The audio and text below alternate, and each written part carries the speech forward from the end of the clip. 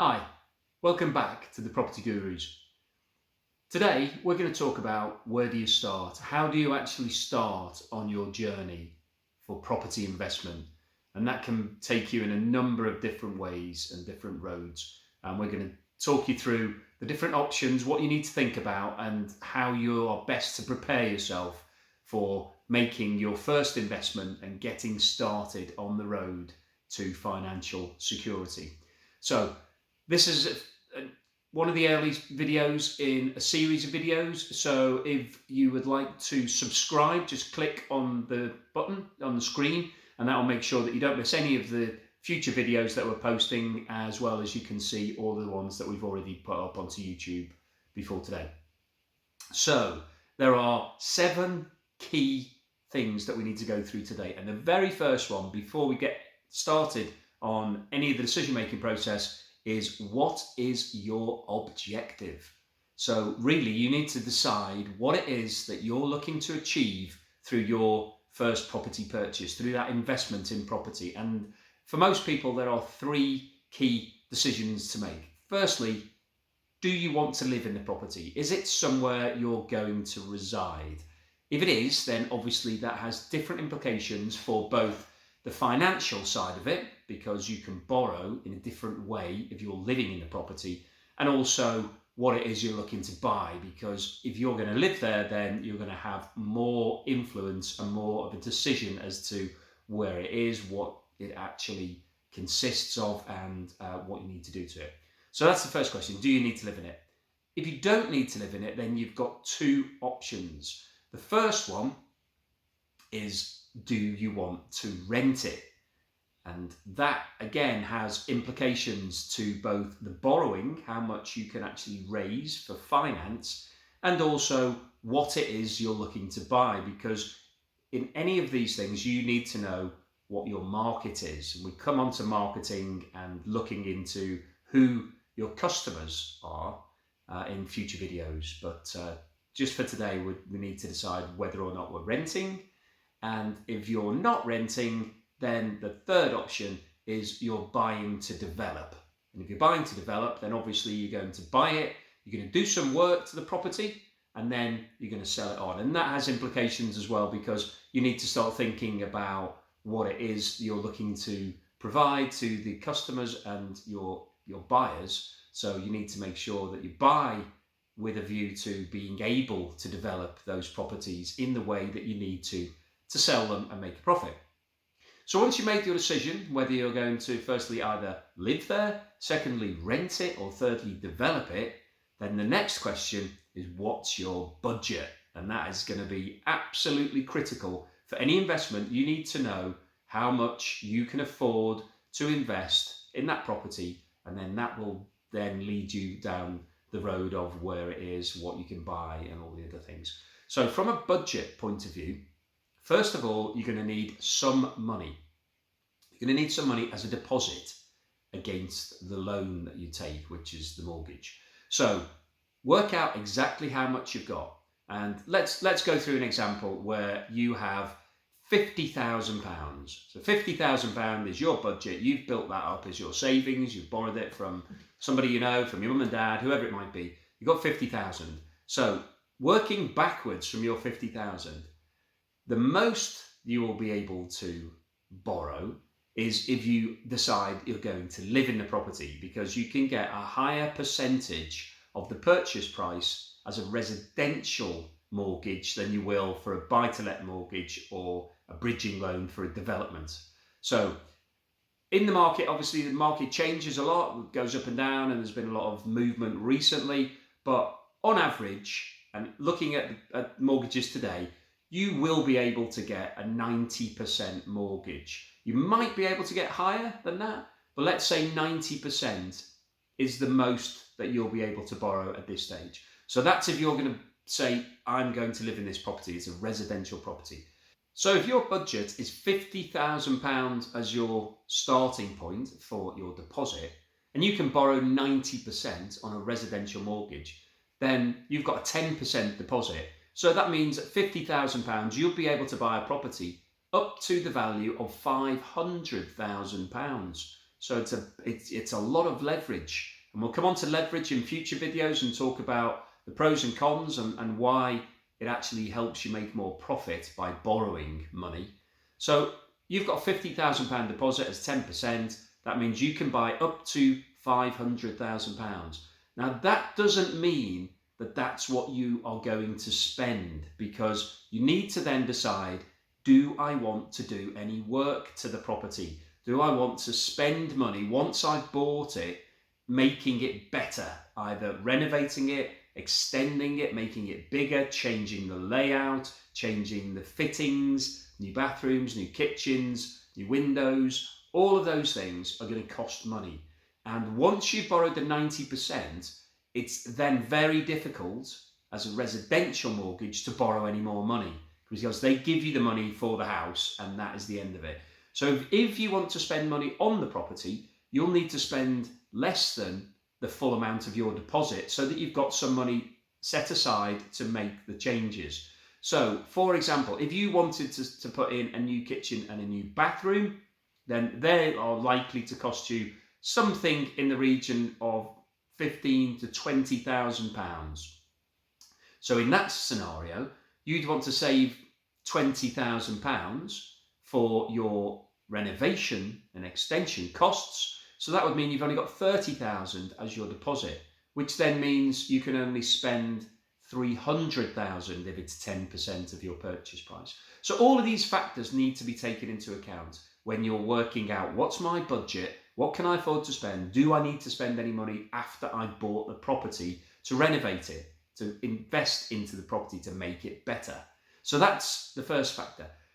If you're not buying as a residential owner, then the other two options are buy to let, where you're buying to rent it out, or buy to develop, where you're buying to change the property, to renovate the property, to modernise it, to extend it, to do whatever it is that you want to do to that property.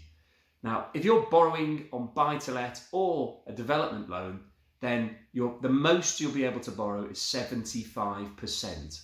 So they will give you 75% of the purchase price of that property. So if we go back to our original example of having £50,000, if £50,000 now equates to 25% of the purchase price, then that means you can afford to spend a lot less. So 1/4 is £50,000. So obviously the full amount that you'd be able to buy in that scenario is £200,000. So you can see the big difference between being able to buy something as a residential at 90%, where 10% is £50,000, or 75%, where £50,000 is 25%. It's a lot smaller, the purchase price that you can afford to pay. So you then also need to decide, do I need to spend anything on the property after I've purchased it? Do I want to put a new bathroom, new kitchen, put an extension, a loft conversion, all the changes that you might want to make? If that's the case, then you need to look at the finances. For buy to let, you won't be given any more money. The lender will not give you any more money once you've purchased it to make changes. So you'll need to keep some cash aside yourself. If you take a development loan, what's known as a bridging loan, then you will potentially be able to borrow up to 100% of the costs of renovation. However, we'll come on to that in future videos. That can get very expensive and is a lot more risky than just buying a property without spending more money on it by borrowing more. So they're the three different choices you need to make. Am I going to live in the property? Is it going to be a rental property? Is it going to be a development property? That then has a massive implication as to how much you can borrow and how much money you'll have to spend on the project. So once you've worked out all of those things, you know exactly how much the maximum you have got to spend. You also need to take into account the next issue, which is costs. So everything costs money to do. So when you buy a property, there will be some costs associated with it. The first cost is your legal costs. You're going to have to pay your lawyer to do some searches, do some checking, to do all the different things that lawyers do to make sure that that person who's selling you the house owns the house and that you can take title and there's no issues with any of the legal side of it. So the legal costs will vary, but roughly speaking, you may spend a couple of £1,000. So let's call it £2,000 on the legal costs. There are some other costs as well. Stamp duty in the UK is one of the big issues. So if you are buying as a residential property for yourself to live in, then that is the lowest possible and best position for stamp duty. It's at the moment they've made some changes, so stamp duty has some exemptions, and that may continue going forward.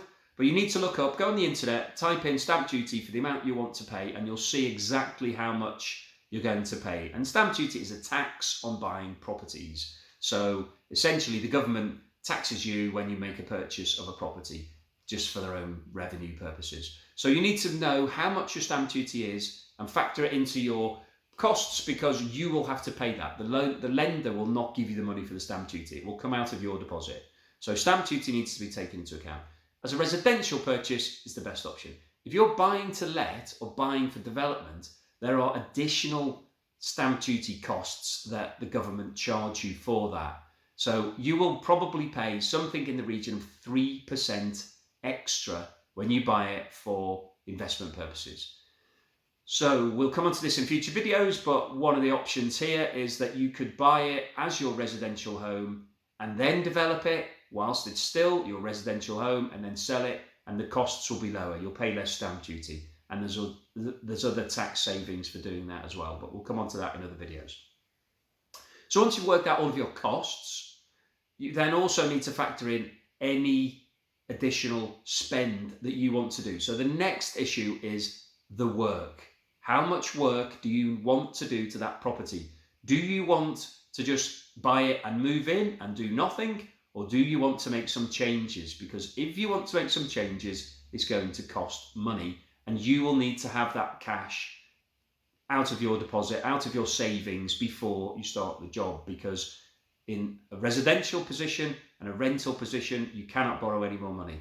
You can for development, but it's expensive. So work out what work you want to do. If it's just simple stuff like changing the bathroom, changing the kitchen, then you can get an easy, quick costing on that. So it might cost you £5,000 to change the bathroom, or £10,000 to change the kitchen. You can speak to some builders in advance and say, look, if I want to change the kitchen, how much will it be? But roughly those sort of figures will be about right. You may want to change the flooring, so you want to take the carpets up and replace them with wooden floors. You might want to change the heating system if it's old and needs to be updated. You may need to change the windows. All of these things will cost you thousands of pounds, and you need to work out in advance how much it's going to be and if you can afford it, whether you've got the capital to pay for that. If it's a development or a buy-to-let project that you need to make substantial changes, then you need to know your costings well in advance, because it's no point buying a property and saying, I'll put an extension on the back and I'll do a loft conversion, if firstly you can't afford it, or secondly, by doing that, you're actually going to lose money because you've invested more money than the end product is worth. So there's a whole lot of things that you need to look into before you start committing to that. And we'll come on to that in future videos. But at this point, you need to just say, okay, what work needs to be done? How much is it going to cost? Have I got the money to pay for it? So once you've worked all of that out, you've worked out exactly what it is, how much you've got to spend, what you would like to do, what your objective is, you can then start working on what property type you are looking to buy. So the main property types are apartments, flats, or houses. So that's your first decision. Is it going to be an apartment? Is it going to be a house? Once you've made that decision, you've then got, okay, but let's say it's a house, then you're going to have to decide, is it going to be a terraced house? Is it going to be an end terrace, semi-detached, a detached house, a bungalow? All of these things you need to look at, and it depends on where you live, what areas you're looking to buy in, and how much those properties cost. And that then goes back to your budget, your objective, and it's all tied in. So this is the research that you really need to do now, working out how much you've got to spend, what you would like to do, how much the houses in the areas you're looking to buy cost. Can you afford it? Can you afford to do the work? Does it work? Does it all stack up? So all of that you can do on the internet. You can go on, you can look at prices, you can have a look at sold prices and what current prices are, and I'll come on to that in other videos. But you can do some of that research now. And then the next point for you is the potential. So what is it that you're looking to achieve? So if it's, let's say it's a development, because that's the most exciting part of property investment, doing a development. So you buy an old decrepit house that a little old lady's lived in for the last 50 years. It hasn't been changed for all of that time. And you go in and it's a shock to the system. It's really horrible and old and decrepit and dirty and dusty, and the toilet doesn't work and the kitchen's falling off the wall. And you can turn that property into something amazing. You can make that into a big, modern, exciting house with open plan floor areas and ensuite bathrooms and underfloor heating and all the great stuff that people are looking for. That's the potential, but you need to make sure that it's going to be worth more than you spend on it. And that is the key point to property development, is don't spend more than the product is worth at the end of the project. And we can come on to how we go about doing that and where we get those costings and how we do some smart developing in other videos. But at this point, it's all about working out what's your budget, what can you afford, what do you want to buy, what do you want to do, how much it's going to cost, and then who's going to buy it at the end of the project. So the final point on all of this, before you start, before you spend a penny, is do your research. Go onto the website. So there's plenty of them around. If you go into Rightmove and Zoopla and tons of other websites, you'll be able to find what houses are for sale right now, but more interestingly, what houses have already sold, how much they sold for, what they were like. So most of these sites have pictures that you can go on, so you can actually see the floor plans and see the finish, see what the standard of the work was like. There's a whole load of different factors when it comes into valuing properties, and we can come on to that later. But you'll have the location in an area where schools are, if it's on a main road, if it's got a south-facing garden, north-facing garden, does it have parking? Is it in the middle of an area that nobody wants to live? Is there electricity substations? There's millions and millions of factors that change the value and price of a property because of the specifics to that particular house. And that's something we'll come on to later, is that no two properties are ever the same. There is always a reason why one is worth more than another. And that's the beauty of property, and that's why it's always going to be exciting, and it's a great thing to get into. So thanks for watching. Please subscribe so that you don't miss out on any of our future videos, and I will see you again soon.